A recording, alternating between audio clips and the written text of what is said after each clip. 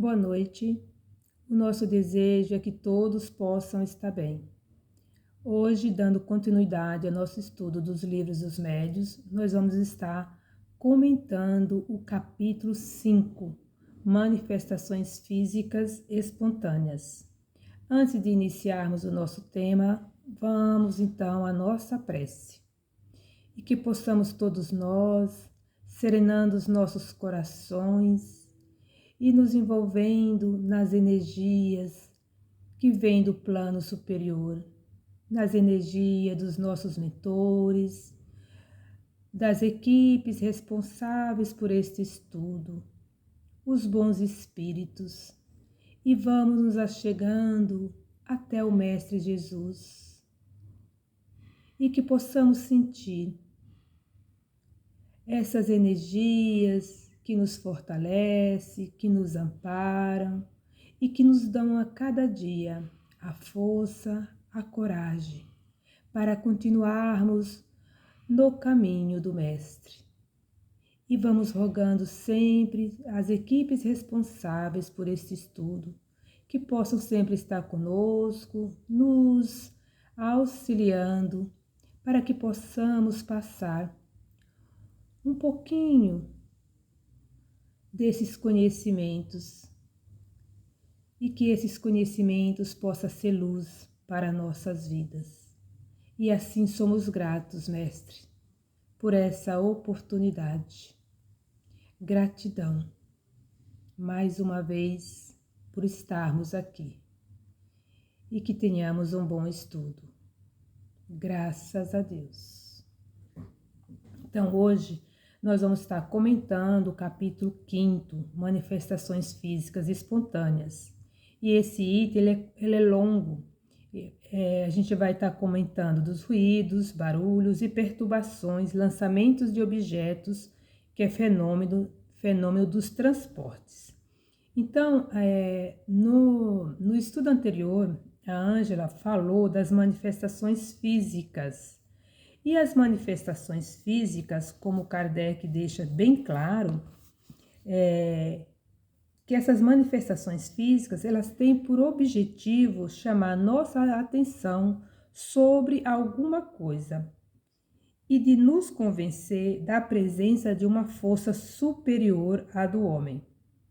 E como já foi dito, aqui Kardec ainda fala no item 85, dissemos também que os espíritos elevados não se ocupam dessas espécies de manifestações. Se servem dos espíritos inferiores para produzi-las, como nos servimos de criados para as tarefas grosseiras. E isso com o objetivo que acabamos de indicar. Então, o objetivo das manifestações físicas é justamente chamar a atenção, a nossa atenção, para a imortalidade da alma, para essa força que está por trás desses fenômenos físicos e principalmente, né, gente, chamar a nossa atenção para olharmos para nós mesmos. E aí, as manifestações físicas espontâneas que nós vamos estar comentando hoje são aquelas que acontecem sem a intervenção da vontade do médium. Como já disse, são espontâneas. É algo que acontece inesperado e pode acontecer a qualquer momento. Então, Kardec, ao estudar as manifestações espontâneas que aconteceram em diversos lugares sem ser com médiuns, com pessoas que muitas vezes nem estavam estudando ou nem conhecia as manifestações. E isso acontecia em lugares inesperados, com pessoas que nem são espíritas. Então, isso vem provar que o fenômeno acontece quando ninguém está pensando nisso. E por este meio que vem provar realmente que não foi algo preparado, que o médium está ali, mas que esse fenômeno acontece como um alerta para se verificar de fato as origens desses efeitos. Ou seja, para que a gente entenda que não há fraudes, que não há engano e que não é uma imaginação. Por isso que elas acontecem em diversos lugares com pessoas que muitas vezes nem eram do meio espírita. E tudo isso, gente, a gente tem como verificar se realmente essa é uma manifestação realmente espírita, né, provocada pelo espírito. Por quê? A Kardec sempre fala que a gente tem que se aprofundar. Então, é preciso verificar a origem desses fenômenos, para que não sejamos levados pelo engano, pela imaginação, como eu já falei. Então, ao ouvir um barulho, é preciso verificar se esse barulho é provocado por uma questão natural, por um vento, por algo que caiu, por algo que muitas vezes a gente deixa no lugar e cai inesperadamente, sem a gente esperar que aquilo vá provocar. E como que a gente vai verificar isso? Ele pode ser provocado e a gente precisa entender que a gente só vai compreender se essa realmente é uma manifestação do espírito perguntando. Então, como Kardec fez, ele perguntava: se realmente foi isso, me responda. Uma batida sim, 2 batidas não. Porque muitos objetos, eles podem provocar efeitos físicos. Mas, para buscar a origem desse efeito, é preciso entender se por trás desse efeito tem o quê? Uma inteligência. Então, ao perguntar e verificar que as suas questões são respondidas, combatidas, você começa a compreender, nós começamos a compreender que tem algo aí por trás. Então, é preciso sempre se verificar nessas manifestações se há uma obediência por trás da manifestação. Como assim? Se eu faço uma pergunta e o espírito obedece a minha pergunta, se ele fala através das batidas aquilo que eu estou perguntando, então fica muito claro que tem aí uma inteligência por trás. Algo que está obedecendo o que eu estou perguntando. Então, observar se as batidas obedecem a uma vontade. Por exemplo, como eu já falei, né? Bata uma vez, bata 2 vezes. Se ele obedecer, é porque há uma presença de espírito naquele ambiente. Então, Kardec vai nos dizer que para saber essa veracidade das manifestações, é importante sempre saber se há uma vontade por trás da manifestação dessas batidas, desses ruídos. Então, há pessoas, às vezes, nem sabem que é médium ou que tem médium naquele ambiente. E essas manifestações ocorrem. Por quê? Como que isso vai se dar? Como que isso vai acontecer? Isso vai acontecer porque precisa aí da presença de um médium. Porque são necessários nessas manifestações físicas espontâneas os fluidos do médium e do espírito, para que a manifestação aconteça. Só que, como nós dissemos, muitas vezes as pessoas nem é médium, mas ela tem esse fluido que faz com que as manifestações possam acontecer. E só que muitas vezes ela nem sabe que tem. E aí, como nós já ouvimos, né, às vezes em algumas casas, alguns ambientes, alguns lugares, a pessoa às vezes não consegue ficar, não consegue morar naquele lugar porque houve muitos ruídos, muitos barulhos. Isso provoca, na verdade, uma perturbação. Muitas vezes a pessoa chega a mudar de ambiente, de lugar, por conta daqueles ruídos. Só que o ruído não está no ambiente.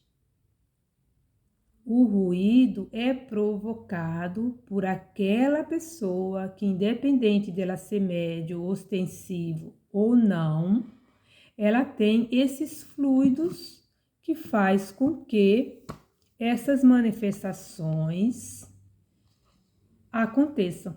Então ela pode mudar de casa, mas se ela tiver esses fluidos, esse ectoplasma, né?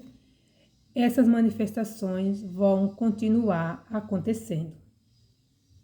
Então, nós precisamos aqui entender, como Kardec fala, que essas manifestações, essas presenças dos espíritos, elas são algo inoportuna, mas eles não irão causar perigo. Ele fala que nós não devemos ter medo, porque quanto mais nós tivermos medo, mais esses espíritos vão pegar o nosso ponto fraco. Para quê? Para quê? Para ficar provocando mais medo ainda. E é sempre assim, o medo é que acaba muitas vezes até fazendo com que os espíritos ali permaneçam para provocar esse medo. Então, os espíritos sempre, eles vão nos ajudar. Por que Kardec fala para não ter medo? Porque sempre há um guardião, um espírito protetor. Aquele espírito, ele pode ir até certo ponto, mas ele vai ter aí um espírito protetor, né, todos nós, que não vai deixar ele atingir. Por isso que ele fala que sempre nós precisamos ter esse equilíbrio de não ter o medo e buscar sempre essa sintonia com os espíritos superiores, essa sintonia com a prece, para que nós possamos não ser atingidos, não cair no desequilíbrio. E aí, Kardec, no item 86, ele nos fala, ele narra, né, o item muito grande, mas ele narra que que aconteceu durante vários tempos, aí, vários anos, no seu estudo, durante o estudo dos espíritos, durante o estudo da codificação, um espírito que fazia bastante barulho, fenômenos físicos, que batia, para quê? Para chamar a atenção de Kardec, que havia a necessidade dele rever um ponto na codificação. Então, Kardec, ele vai narrando que esse espírito, de uma certa forma, era como se fosse algo que o perturbava. Mas quando ele começou, né, a perceber esse incômodo, ele vai numa reunião mediúnica e esse espírito vai dizer que havia um erro na codificação e que ele precisava reparar.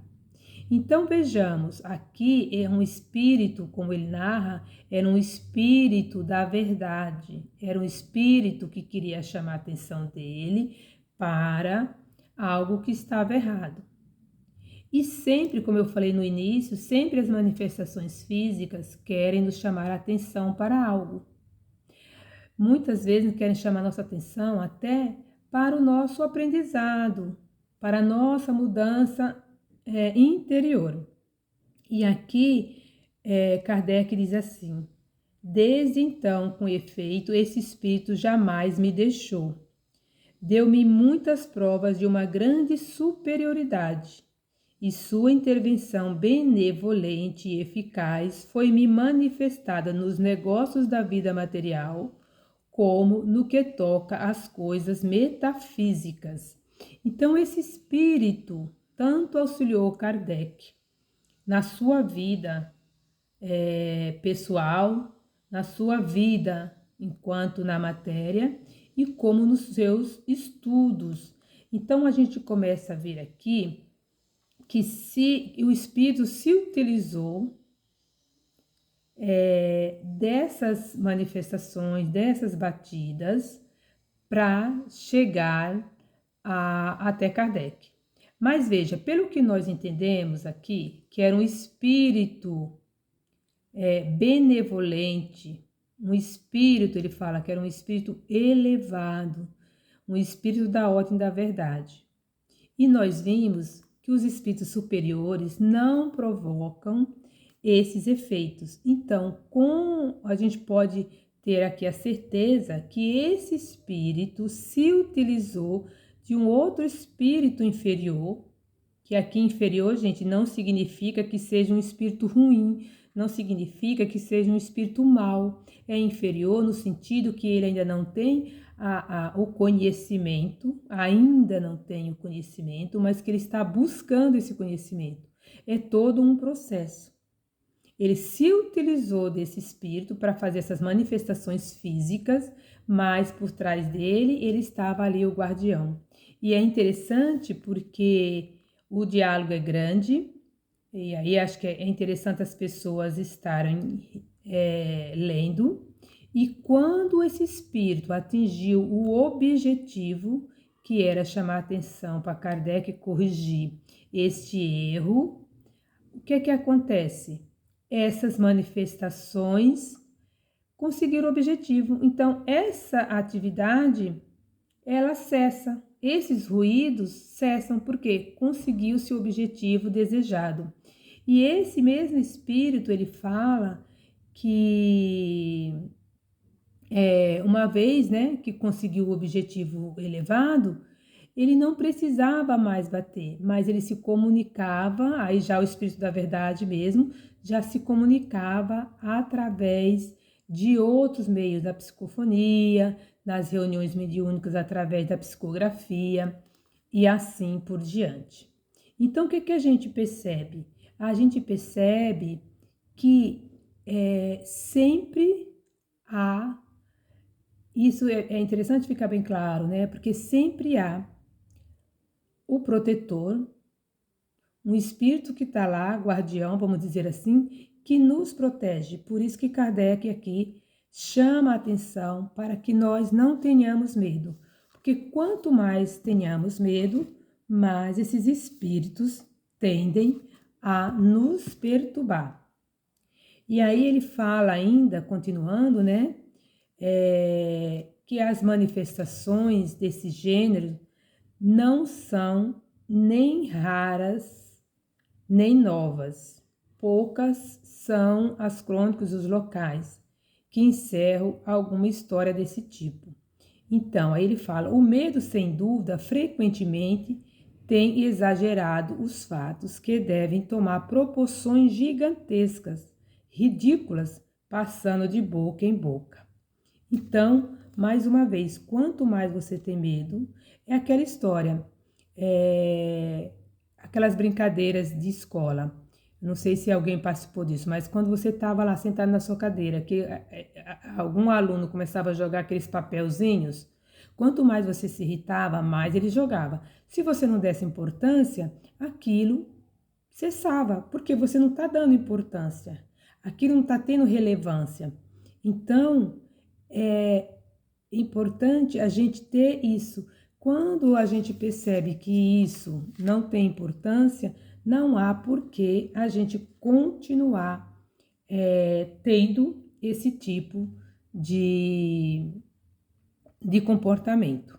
E aí, Kardec aqui ele vai narrando, que é interessante ler, vários casos que aconteceram. Eles falam aqui de 1858, 1860, todas dentro dessas questões das manifestações espontâneas. Eles falam ele conta um caso, né, onde ele se utilizava, o espírito se utilizava de uma criada. Veja que ela nem sabia, e ela era a que mais tinha medo. E, no entanto, ela tinha esses fluidos necessários para que ele pudesse fazer essa manipulação. E ela nem sabia, e ela se utilizava dessa criada para fazer essas manifestações. Então, aqui, no item 90, ele fala, né? Os espíritos superiores, tanto como entre nós, os homens, graves e sérios, não se divertem fazendo algazarra. Frequentemente, nós fazemos vir para perguntar o motivo que leva a perturbar assim o repouso. E aí ele fala que a maioria não tem outro objetivo senão de se divertir. Então, muitos desses espíritos são espíritos ainda levianos do que maus, são mais levianos do que maus, que se riem do temor que ocasionam e da procura inútil que se faz para descobrir a causa do túmulo. Então, uma forma deles se manifestarem que eles estão vivos e que estão além do túmulo.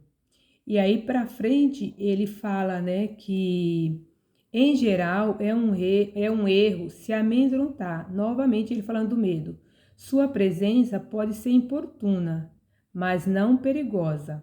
Concebe-se de resto o desejo que se tem de livrar-se deles, e se faz geralmente para isso tudo ao contrário do que seria preciso. Se são espíritos que se divertem, quanto mais se leva a coisa a sério, mais eles persistem, como crianças traquinas que importunam tanto mais quanto vez se impacientar e fazem medo aos poltrões.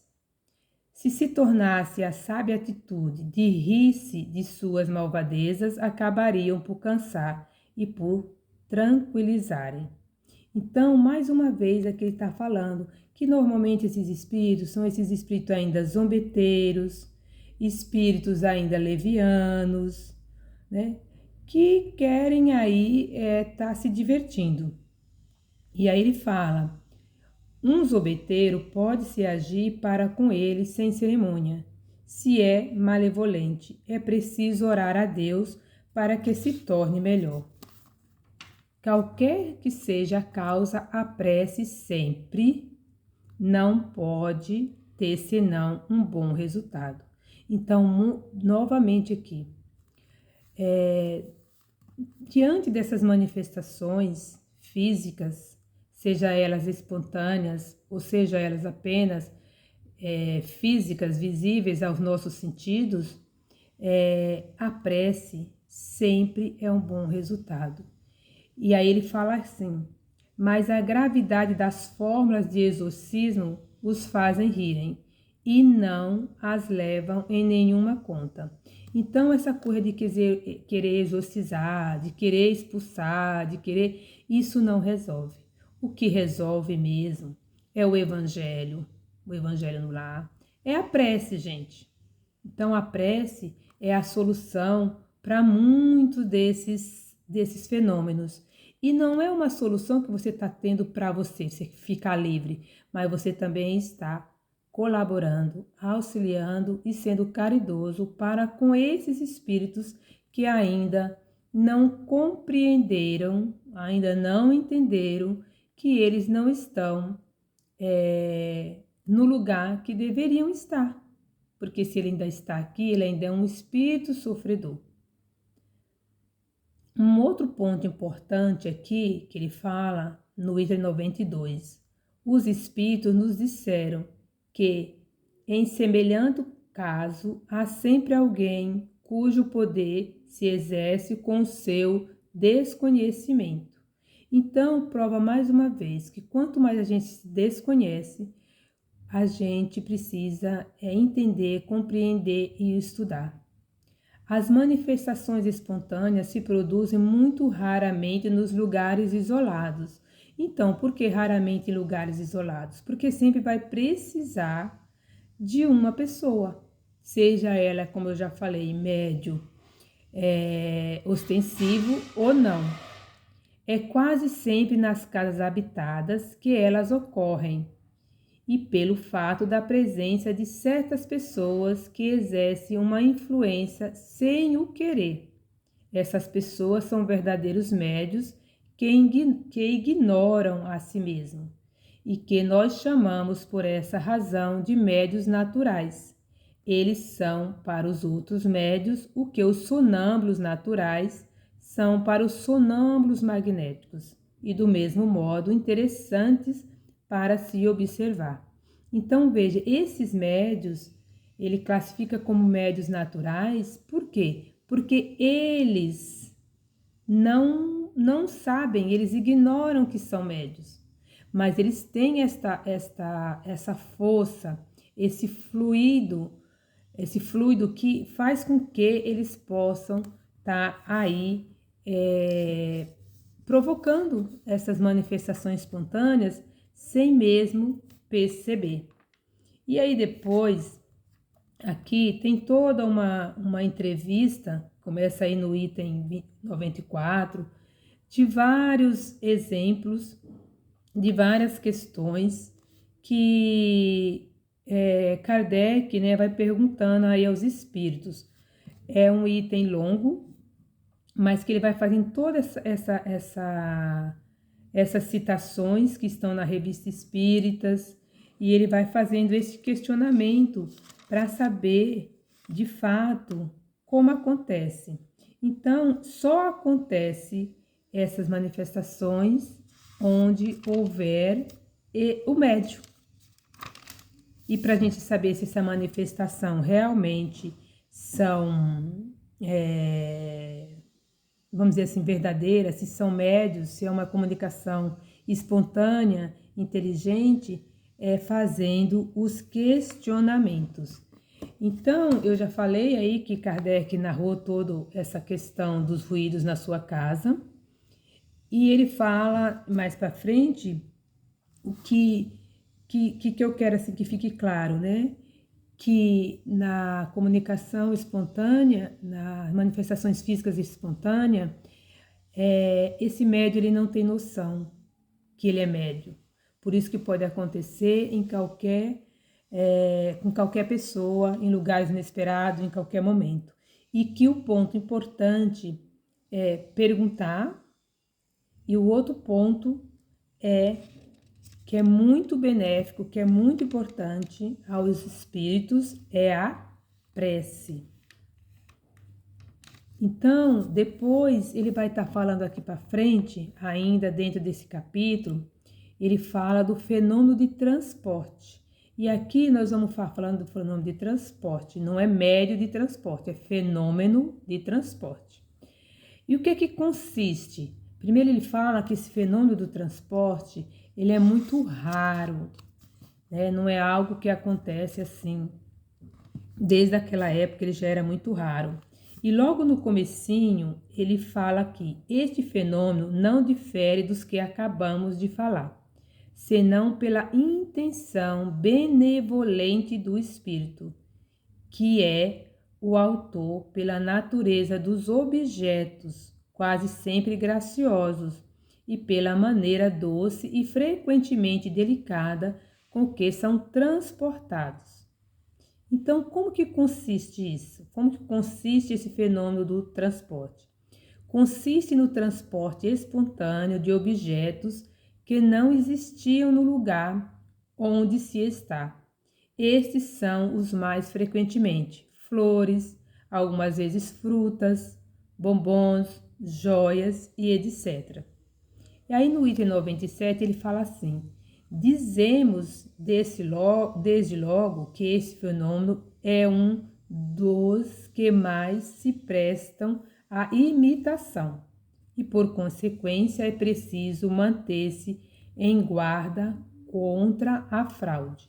Então é preciso tomar muito cuidado nesse fenômeno, por quê? Porque pode haver a imitação do ilusionismo, de fazer as coisas aparecerem, um pouco ligada com a questão da mágica, que você faz as coisas aparecerem. Por isso que ele fala que ele é raro, mas tem que se tomar muito cuidado com relação a esse fenômeno. E aí, no capítulo 98 em diante, Erasto, que é esse médium, esse espírito que está aí tanto no Evangelho, no Livro dos Médiuns, no Livro dos Espíritos, o Erasto contribuiu muito para isso. Então, ele diz que Erasto vai falar um pouco como acontece o fenômeno de transportes e efeitos físicos em geral. Então, a gente precisa aqui ler, é um capítulo muito grande que é interessante a gente estar lendo. Então, ele fala que é preciso ter um grau de sensibilidade do médium. E esse grau de sensibilidade está ligado ao quê? À expansão do perispírito. Tanto ele pode se expandir, como ele pode se reduzir. Depende da situação, do que se faz necessário. E também vai depender da penetrabilidade. O que é isso, gente? A penetrabilidade é a capacidade de atravessar paredes. É a capacidade que o espírito tem de atravessar paredes, para atravessar portas. E isso a gente viu no filme O Nosso Lar 2. Nós vimos aí no filme Ghost e diversos outros livros e em outros filmes. Então, essa capacidade da penetrabilidade e da expansão do perispírito é importante para quê? Para que aconteça essa manifestação, esse fenômeno de transporte, que são transportes de objetos. Então, quanto maior o grau de sensibilidade, mais ele expele fluido. Ele vai expelir o quê? O ectoplasma. Então, mais essa sensibilidade ampliada, ela vai ficando muito dilatada. E aí, maior a probabilidade e maior a capacidade, vamos dizer assim, desse fenômeno acontecer.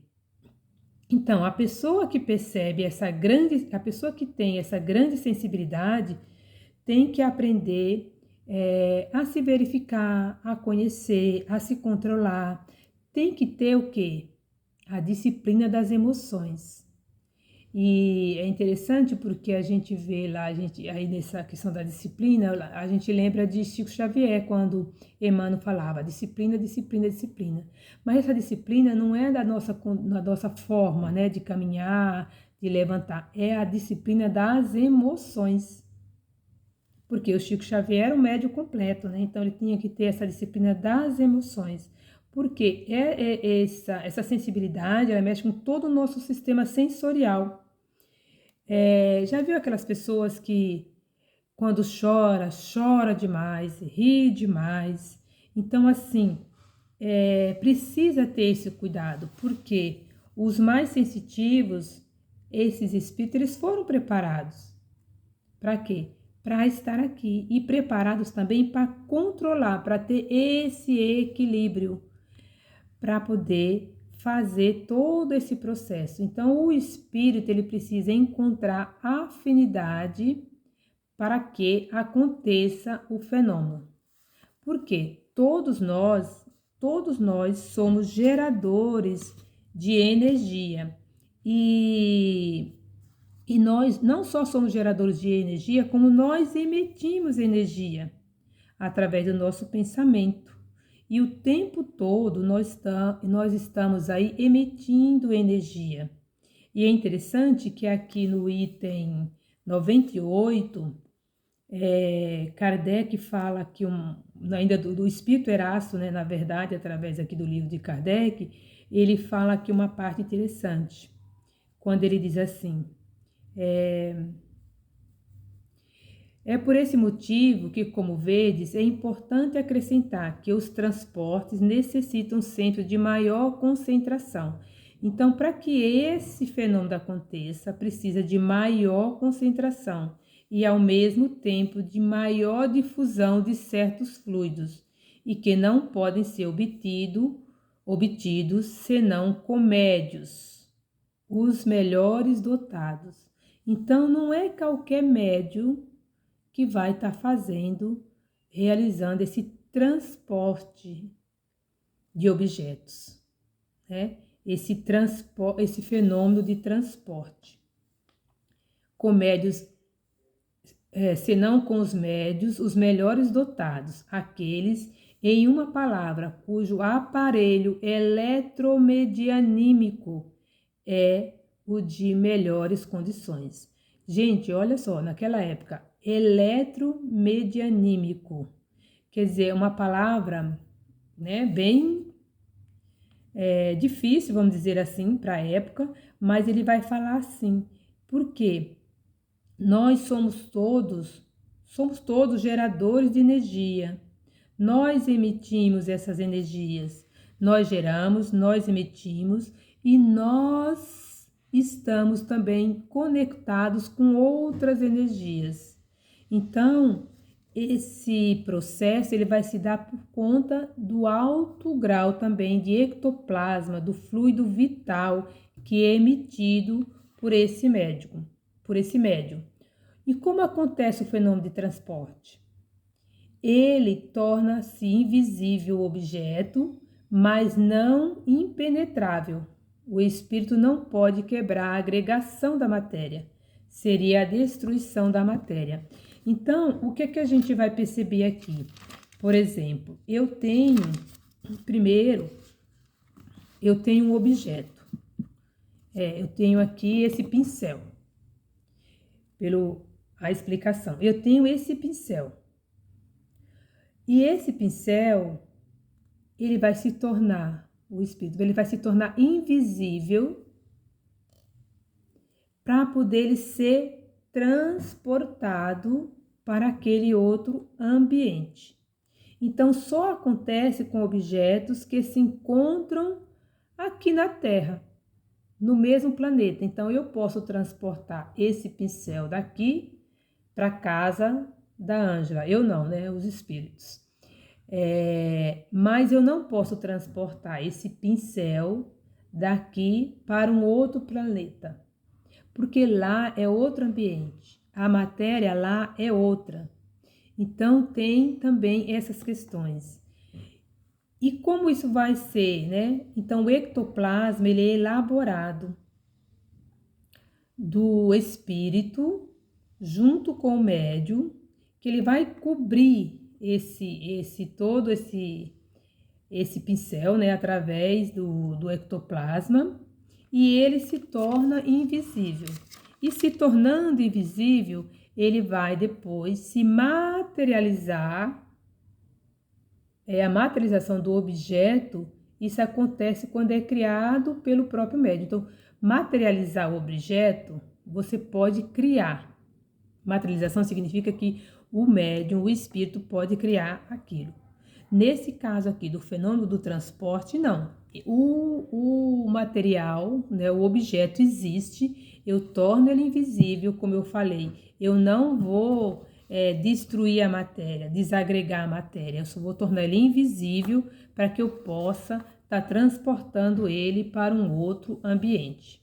Então, isso precisa do fluido, né, do fluido cósmico universal, para que eu possa fazer isso. Eu preciso do ectoplasma do médium. Por isso, quando ele fala, né, que é preciso, aqui no capítulo, né, que ele fala que precisa dos melhores médios, dos médios mais dotados, porque não é qualquer pessoa que tem essa capacidade de estar, vamos dizer assim, exalando esse ectoplasma. Então, existe todo esse processo para que esse fenômeno possa ser transportado. E aqui ele fala, um pouquinho mais para frente ainda, ele diz assim, não, tudo isso Erasto falando, e Erasto ainda fala que ele não me é permitido no momento revelar essas leis particulares que regem os gases e os fluidos que vos rodeiam, mas antes que os anos sejam decorridos, antes que uma experiência de homem seja cumprida, a explicação dessas leis e desses fenômenos vos será revelada, e vereis surgir e se produzir uma nova variedade de médios, que cairão no estado cataléptico particular, desde que sejam medianizados. Então, até os médios, eles estavam sendo também preparados para todas esses fenômenos, que tudo era muito novo. E Erasto vai dizer que ainda não tinha a condição de estar falando, porque nem nós tínhamos o entendimento para isso, nem nós, que eu falo assim, na época não se tinha o entendimento para tudo isso. Então, gente, ele fala aqui no final do capítulo, esta questão é complexa. Para os objetos transportados, o espírito pode torná-los invisíveis, mas não penetráveis. Não pode romper a agregação da matéria, aquilo que eu já comentei. O que seria a destruição do objeto? Tornado invisível esse objeto, pode transportá-lo quando quiser, e não apartar-se dele, senão no momento conveniente para fazê-lo aparecer. Ocorre de outra forma para aqueles que nós compomos, como não introduzimos senão os elementos da matéria. E como esses elementos são essencialmente penetráveis, e como penetramos nós mesmos e atravessamos os corpos mais condensados com tanta facilidade, como os raios solares atravessam as vidraças, podemos perfeitamente dizer que introduzimos o objeto no lugar, por mais fechado que seja, mas é somente neste caso. Aí ele fala aqui, né? Nota, veja-se adiante para a teoria da formação espontânea dos objetos, o capítulo intitulado Laboratório do Mundo Invisível. Então, esse assunto ainda vai continuar sendo estudado, porque naquela época também estava se buscando todo esse conhecimento. Então, como ele me fala, é uma questão muito complexa, porque envolve matéria, envolve fluido, envolve aí essa questão da expansão perispiritual, envolve aí a penetrabilidade, e aqui nós estamos falando penetrabilidade dos objetos, mas existe também a penetrabilidade dos próprios espíritos. Então, muitas vezes a gente acha que pode, fechando tudo, os espíritos não vão entrar em nossa casa, ou provocar aí alguma manifestação física. Eles irão sim, quando o espírito sabe e reconhece que ele tem essa condição. Então, eu acredito que tem-se que estudar mesmo para entender, compreender um pouco mais, mas as questões, as perguntas, as dúvidas podem ser colocadas lá no grupo do WhatsApp. Mais uma vez eu agradeço a todos.